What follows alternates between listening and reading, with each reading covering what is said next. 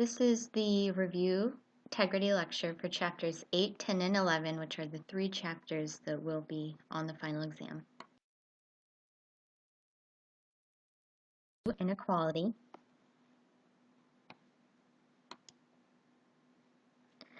And if you remember, we took a look at inequality in America. Some important vocabulary to remember is stratification, which is the system by which a society ranks social statuses. So we're not talking about individuals, we're talking about social statuses that individuals happen to have. Our two main systems of stratification are caste and class. Caste is a closed system. There's not much mobility in caste. The caste that you're born into is the one that you're probably going to die into. In America, our example of a caste system is slavery. So if you were born a slave, chances were more than likely you would die a slave. Another is class. Class has more mobility. It's based on the class you're born into, but it's also a product of your achieved status. So it's possible to move up or down in a class system. Is the unequal distribution of opportunities and resources. And this unequal distribution typically follows the stratification system. If you remember, sociologists typically look at inequality in terms of quintiles. That is where we take the whole population, 5 groups representing 20% of the population each. So in America, each quintile would have about 64 million people. Took a look at what America's wealth looks like when it's distributed across those 5 quintiles. You can see the United States is highly unequal in terms of wealth distribution compared to Sweden. And then the one all the way on the right, Fredonia, doesn't actually exist, but it would be a society where wealth is equally distributed across those 5 quintiles.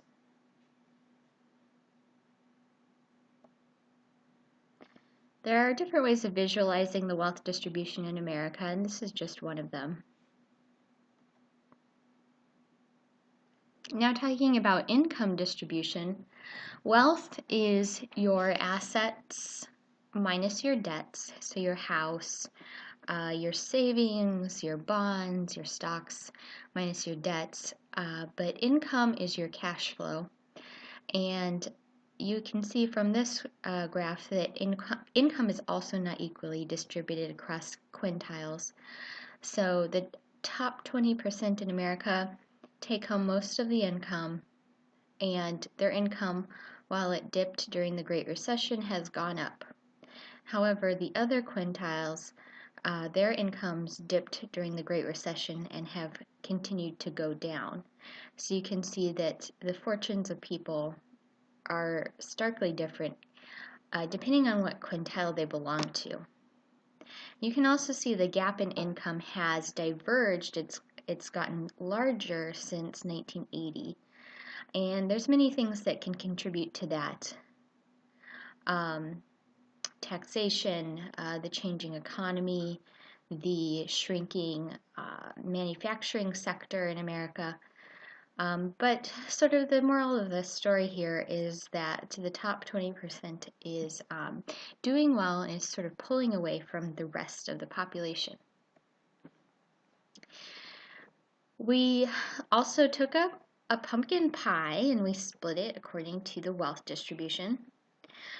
You can see that on the very far right, if you break down the top 20%'s share of the wealth, you see that the top 1% owns 33.4% of wealth in America. So just a couple 100,000 people owning a third of the country's wealth. It's quite remarkable how unequal our country is in terms of wealth. We are a class system, which means that there's some upward and downward mobility. However, if you look at the richest 20%, where are they when they become adults? They have about an 80% chance, if they're born into the top 20, they have about an 80% chance of staying in the top 20 or the second 20%. So your odds of continuing to be rich when you were born rich are very high. Conversely, if you look at the poorest 20%, where do they end up when they're adults? There's about a 70% chance that someone born into the poorest quintile will end up in the bottom or the second from the bottom. So even though we have mobility in our society, it's not perfect mobility. You're more likely to stay in your own quintile than to move out of it.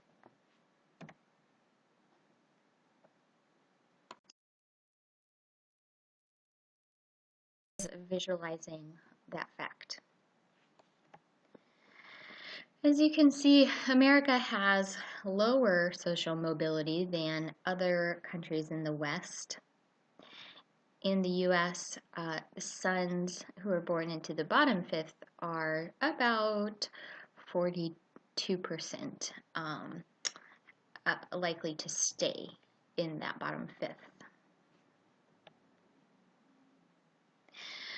So we've been talking about ideology, and essentially sociologists believe that social inequality would not be sustainable without ideology, because ideology tells you a story about this, about why those who are born in the top stay in the top, and why those who are in the bottom stay at the bottom. We have to believe that story in order to allow inequality to continue. Here's some more features of ideology. Everybody has one. It's a narrative that we tell ourselves about the stratification system, and it's based on facts. And those facts may or may not be scientifically grounded. So we say the poor are poor because they are not willing to work hard enough. Is that a fact? Well, according to the data, no, that's not a fact. But it's still a fact that some people believe.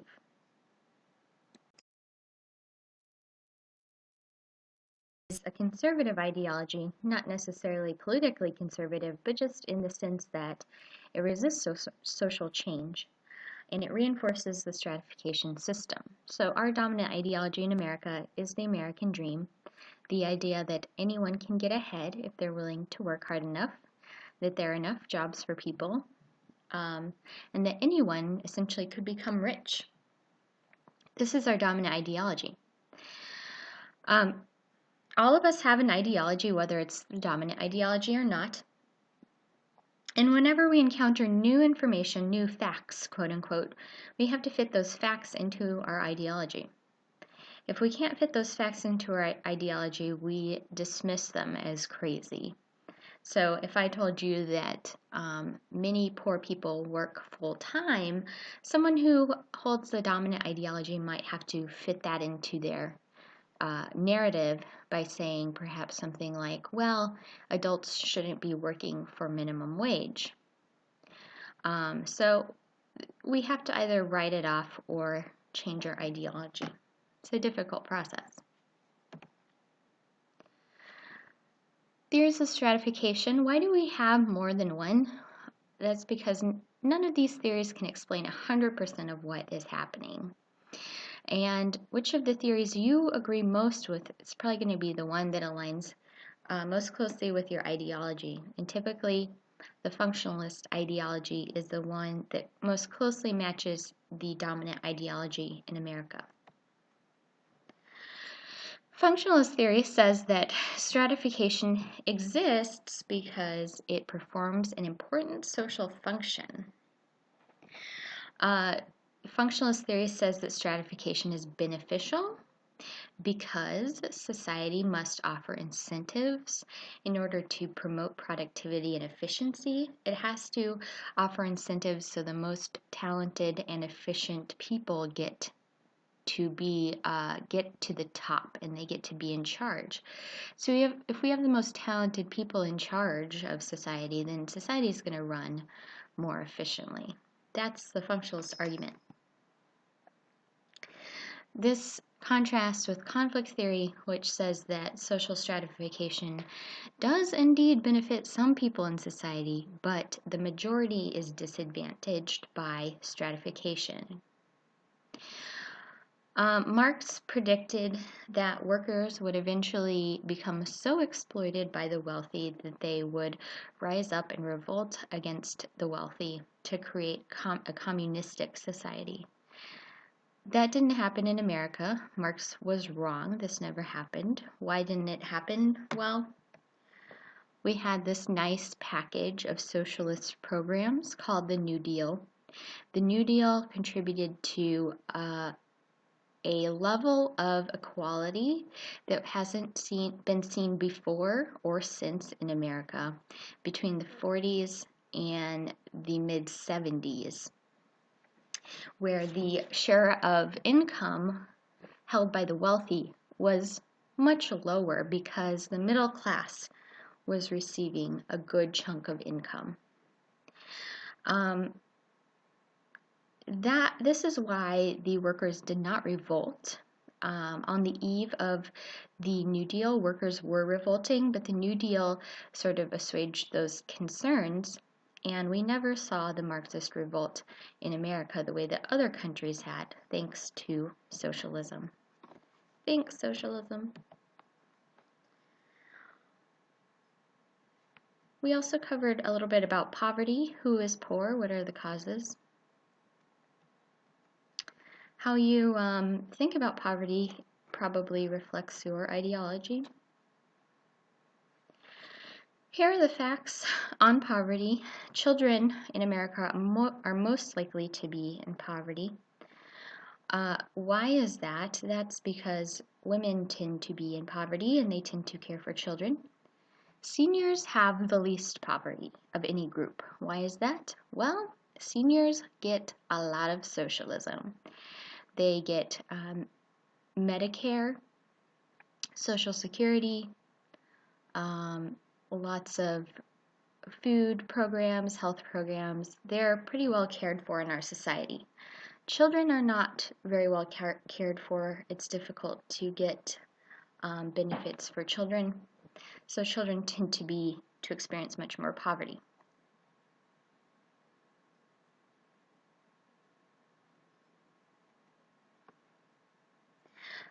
We also talked about the living wage. What is the living wage? It's basically the cost of living for the bare essentials, the food, the childcare, health insurance, rent, transportation.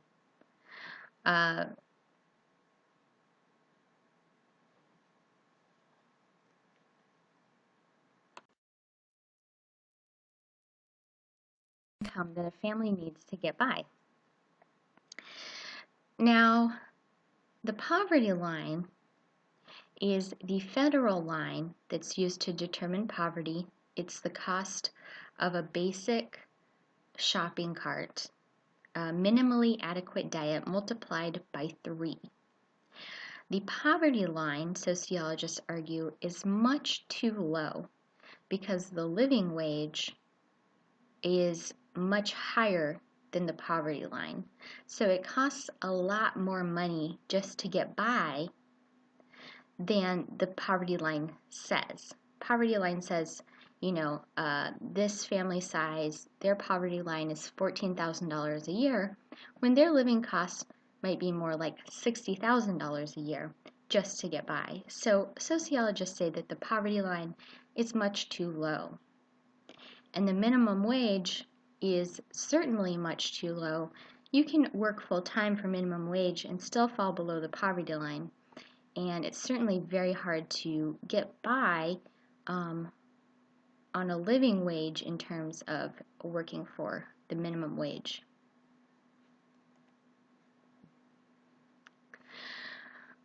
We're talking about minorities in this section as well. We're talking about women and people of color. And so it's important to know that a minority is a group of people distinguished by physical or cultural difference, but the important part is that a society sets apart and subordinates this group. So women are numerically a majority of the population in the world, but they are subordinated.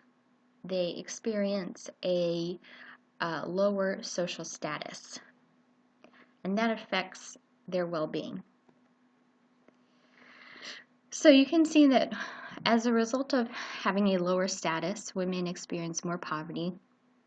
And you can see that for people of color are much more at risk of poverty than white people. So taking a look at gender stratification here, one fact to consider, just to ask ourselves, is why are only about 4% of S&P 500 companies headed by women? There are lots of ways to look at gender stratification. You can think of gender violence. You can think of the cultural depiction of women. I'm just focusing on the gender pay gap because we can't spend time on everything. So just looking at this issue of the gender pay gap. Why do we care about this? Well, if there's a gender pay gap, that means that children are going to bear the brunt of the gender pay gap because women tend to care for children.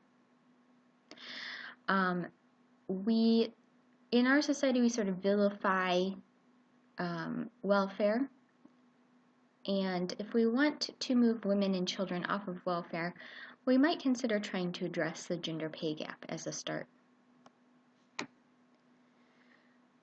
The gender pay gap is persistent. We've always had a gender pay gap. We've never not had a gender pay gap in our society.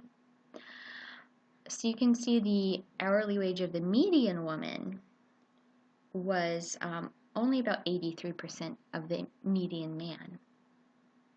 And the gender pay gap exists at every level of wage distribution, every level of educational attainment, and in basically every occupation. And women of color are especially affected by the wage gap. There are a couple causes here to focus on. About 2/3 of the gender pay gap can be explained by the type of work women do, which tends to be lower paid service work, and the social construction of the family. Women are expected to care for children but aren't necessarily compensated for that. The final third of the gender pay gap is explained by discrimination. Taking a look at the type of work women do, women are more likely to be tipped workers. We talked about why this is a problem. There's a lot of gender and race bias in tipping, so if you're a woman of color, you're likely to be earning lower tips than a white man. This is a problem. You can see that the majority of tipped workers are women, and they can fall into these different categories here. Now, looking outside of tipped occupations, women tend to move into these types of positions, these types of jobs, where the pay is okay, but their male counterparts are earning more, so they tend to be dental assistants rather than dentists. Why do women tend to take these types of jobs? Well, they don't require a lot of education, which is good because women's prime childbearing years is when they're college aged. So if they have children, it's easy for them to go to school, earn an associate's, and go back to caring for their children. A second factor is the construction of the family. women are expected not only to care for children, but to care for the household. So no matter what your employment status, your childbearing status, women tend to do more housework than men. Even if they're employed, even if they're married, they tend to do more housework. So why do women tend to take these jobs? Well, not only are they taking care of children, they're also taking care of households.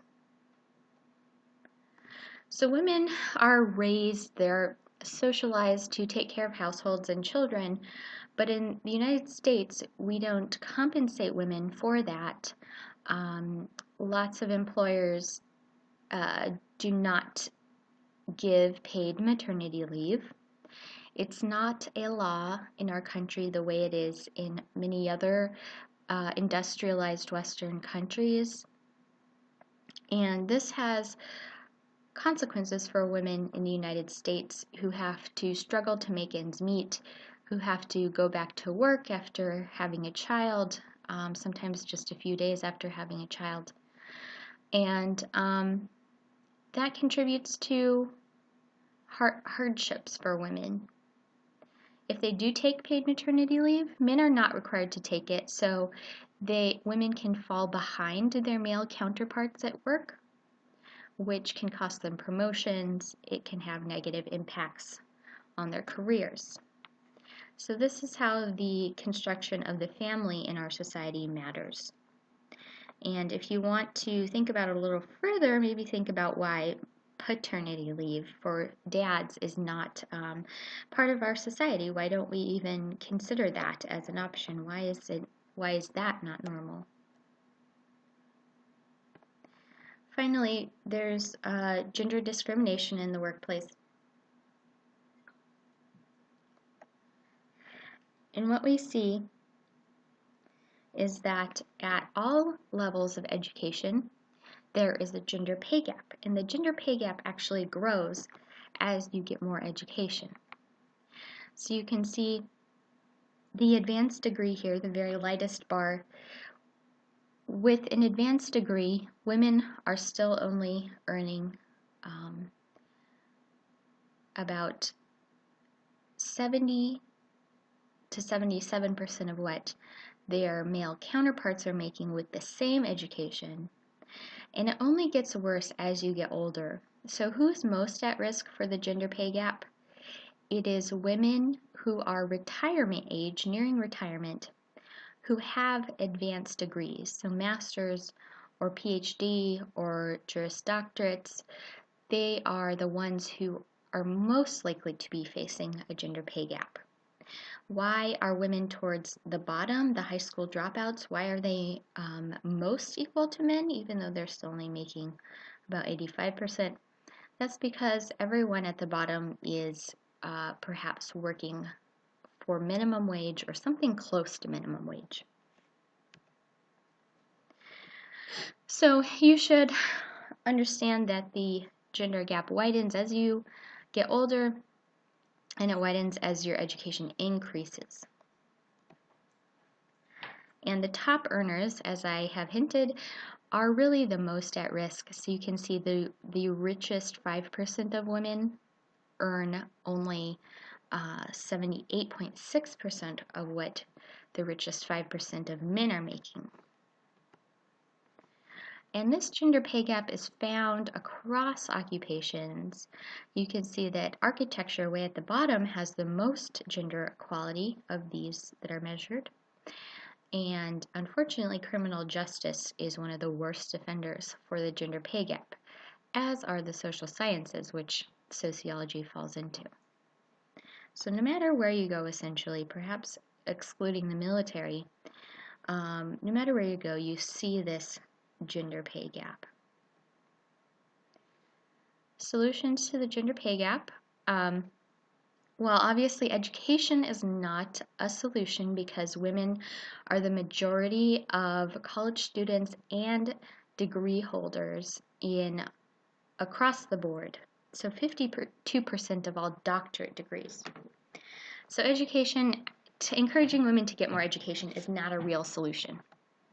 What are the real solutions? Well, the Economic Policy Institute, which studies these issues, says that we should raise the minimum wage and eliminate the tipped wage. Why is that? Well, the majority of low-wage workers are women. That means that women would be the main beneficiaries of an increase to the minimum wage. Who would actually get that wage? Well, you see that single mothers would most benefit from a raise to the minimum wage, which means that perhaps we could move women and children off of public assistance if we raise the minimum wage. Suggests that we strengthen collective bargaining rights. In other words, unions. Why? Well, believe it or not, women who belong to unions make more than women who do not belong to unions. They get more health insurance and they get more retirement plans.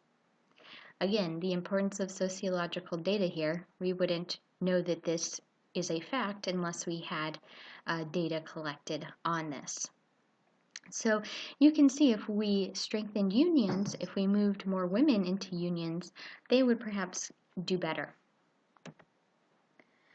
And finally, the EPI says we should strengthen laws against discrimination, we should provide paid family leave like other industrialized Western countries, and we should provide access to childcare. As you saw in those living wage charts on New Haven County, childcare costs about $15,000 a year. So if you're a woman and you're not making a very large wage to begin with, that $15,000 is going to be a huge part of your income. And it might make more sense to you financially to go on public assistance than to throw 20-30% of your income towards caring for your child. Now, good and bad news is that the gender pay gap is narrowing, but in part the gap is narrowing due to men's pay, a decline in men's pay. This is what it looks like. So women's pay is increasing, however, men's pay is also decreasing, which is bad news. Why is it decreasing? Well, it's because those manufacturing jobs have primarily moved overseas, so there aren't that many good paying jobs for men as there used to be back in the 70s. So, good and bad news here.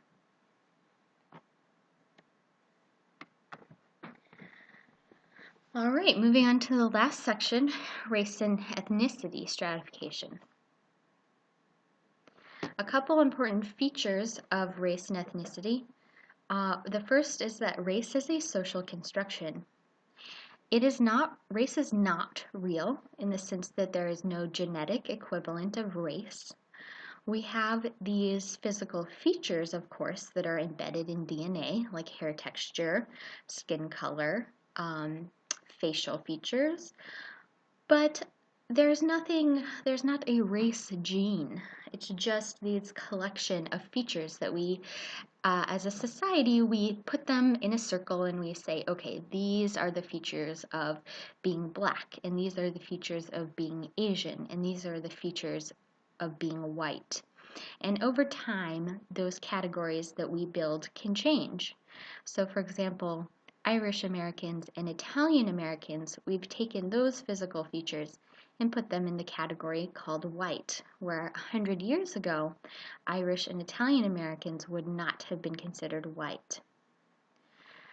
However, race is real in the sense that it has real consequences. It's socially real. Your race has a huge impact on your opportunities and your life chances. And I show this photo because these two young ladies are twins. They have the same mother and father, but how their DNA is expressed phenotypically is different, but they have the same parents. That's how we know that race is really something that is made up. Now, second feature here is that race is about appearance. You can appear to be a different race, just like you can appear to be a different gender. So it's about what society sees. It's about how you're presenting your body to society. And this is Rachel Dolezal, who several months ago was in the news cycle because she was passing, quote unquote, as black. Plenty of people have passed as white, so this made waves because it was sort of this example of the emperor has no clothes. We saw firsthand that race is about how you present yourself in some sense.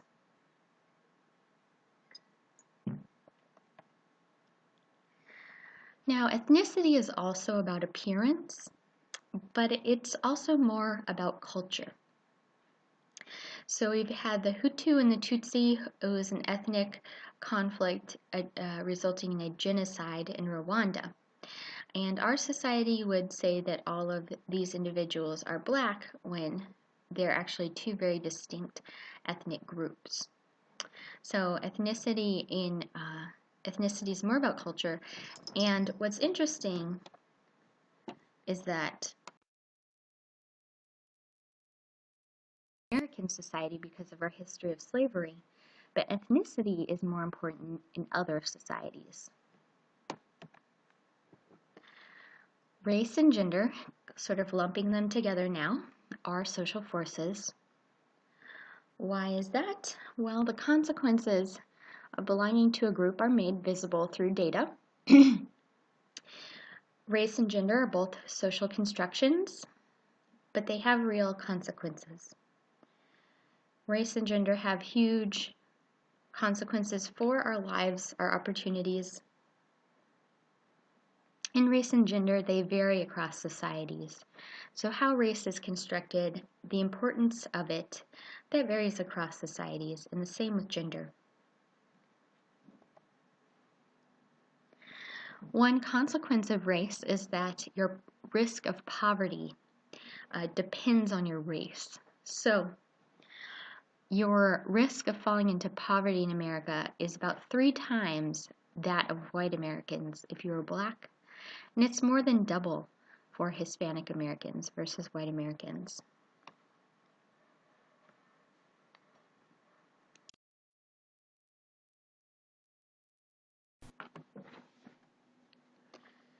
Another consequence of being a person of color in America is that you experience a wealth gap compared to white Americans.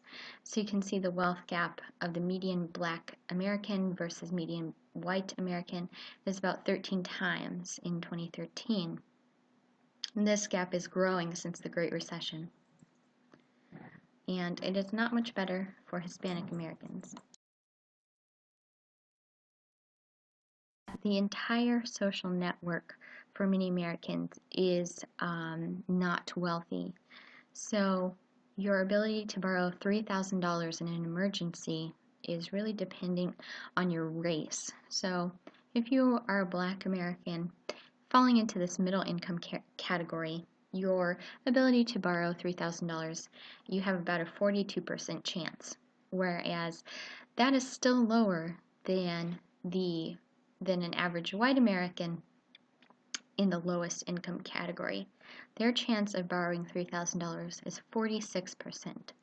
So you can see the consequences of this wealth gap affect entire social networks, and this is why payday loans tend to concentrate in neighborhoods of color.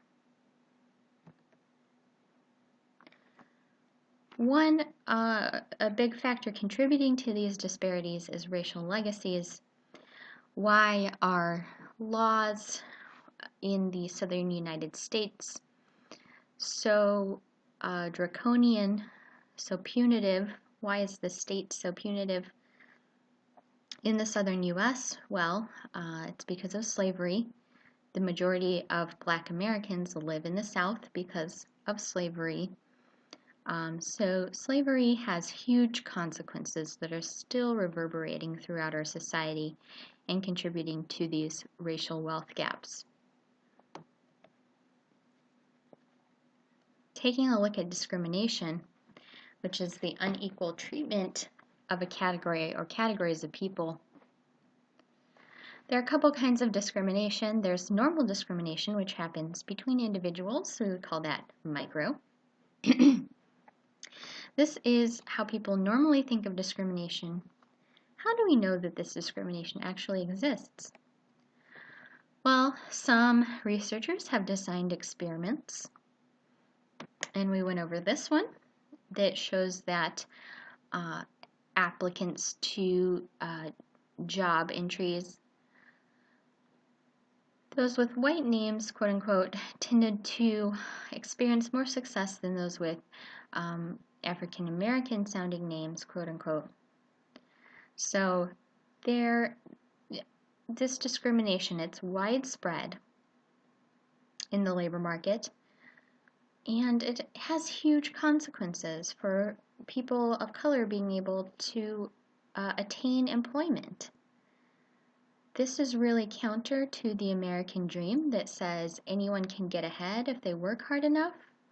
But when you see that a white name yields as many or more callbacks as an additional 8 years of experience, that runs directly counter to the American dream, to the dominant ideology. Form of discrimination called institutional discrimination, and that's when entire institutions are discriminating against a certain social status. So it doesn't matter whether or not the people working for the institution are biased. It doesn't matter how they feel. It only matters how their institution feels. And examples are Jim Crow, which was the illegal separation of black from people of color, or white from people of color in the South. These laws mandated separate but equal, and we know looking back that this arrangement was separate but very unequal. Institutional discrimination was redlining, which looks like this, where entire neighborhoods were redlined, which meant that the FHA denied loans to people in those red neighborhoods. Those neighborhoods just happened to be primarily people of color living there. This redlining policy not only led Black Americans to not be able to build wealth, it also led to the decay of inner cities. So when you go into an inner city and you see all these vacant, rundown properties, you can think the FHA. This was in effect until about 1964, when the Fair Housing Act came along. But the inner cities were run down because they were redlined, because people could not obtain loans to buy houses in those neighborhoods. The long-term effect of redlining, for instance, meant that inner city families, black families, were denied the ability to build their asset wealth because the wealth of middle and lower class Americans is primarily in their house. So if black Americans were denied that ability to build up assets, that means that that contributed to the racial wealth gap that we see. That also means that black families have less financial assets that they can pass on to their children. So this wealth gap, it's very stubborn, and one reason for that is redlining. Reviewing two theories of race and gender stratification. I'm lumping these theories together because they are very similar for race and gender. The functionalist approach to gender says that gender stratification exists because the gender division of labor benefits society. So anytime we're talking about functionalism, we're asking, how does this thing benefit society? Gender stratification must exist because the this benefits society, so everyone knows what kind of work they should be doing. It makes society run more efficiently. What functionalist theory ignored is the fact that these gender roles are very unique to the middle class.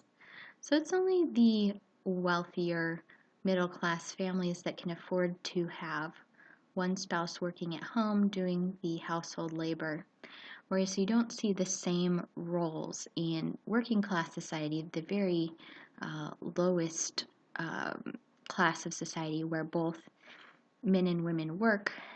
And you don't see that in the upper class society where men and women do not work. Now, can we extend this functionalist approach to explain race and ethnic stratification? Not really. It doesn't really work as well. So, functionalist theory, not great for explaining race and ethnic inequalities. However, the conflict approach can, and it's probably the best theory for explaining why there is race and ethnic and gender stratification.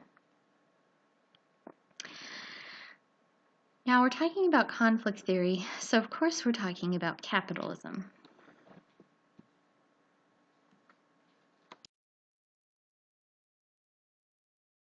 That capitalists use a divide and conquer approach, and that approach is called the split labor market. So this is the theory of the split labor market. And essentially, the conflict theory says that workers are made to turn against each other and be prejudiced against other workers, because this means that they will blame other workers rather than their employers for their low wages. And so you often see on the internet, on the news, things like immigrants are taking our jobs, and my wage is low because these illegals are willing to work for cheap. But what the news stories ignore is the fact that why are these working class people blaming each other rather than blaming their employer, the people who actually have the power to determine what the wages are? This theory has some historical truth to it. Bacon's Rebellion of 1679 involved about 1,000 residents of Virginia, white and black,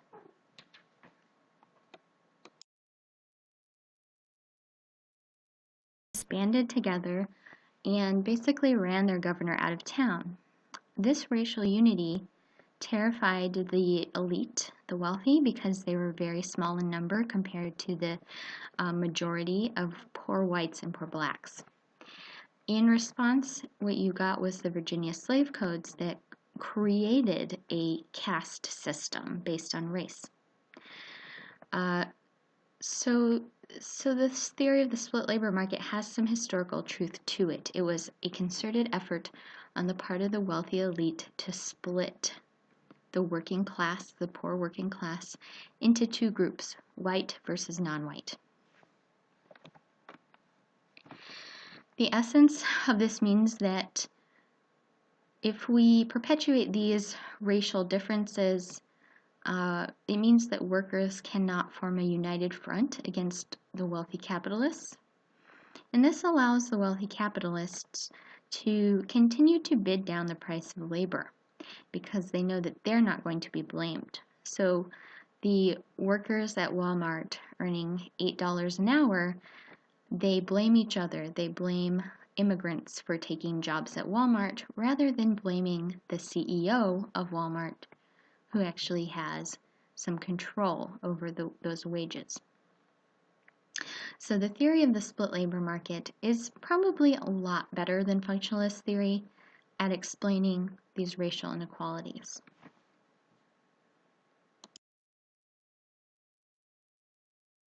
Sure. Thanks for listening and good luck on the final exam.